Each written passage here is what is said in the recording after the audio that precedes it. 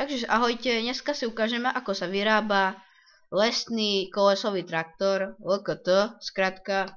Takže ideme na to. Dúfam, že vám bude všetko počuť a ja nebudem rozprávať, užite si video. Ahojte.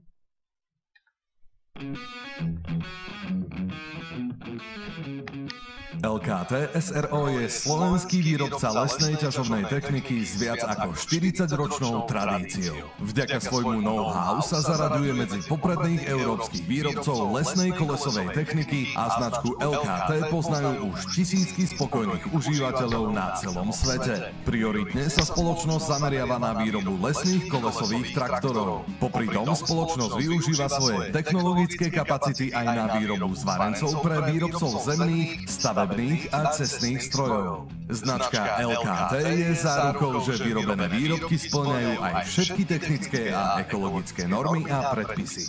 Prvoradým cieľom spoločnosti a všetkých jej zamestnancov je dodávať vysoko kvalitné, technicky spoľahlivé a cenovo priateľné výrobky so zabezpečeným odborným servisom a originálnymi náhradnými dielmi. LKT SRO. Žijeme s lesom. Takže toto bolo, ako si prezentoval som, ako sa robí, ako vyrába LKT, čo každodenne ja vidím v lese, ak sa prechádza na bicykli a tak ďalej, ja to budem komentovať. Ďakujem, že si užili ste si video, za zhliadnutia ďakujem a ak chcete také poučné video, ďakujem. Bude podpora, bude ďalšie video, není problém také video natočiť.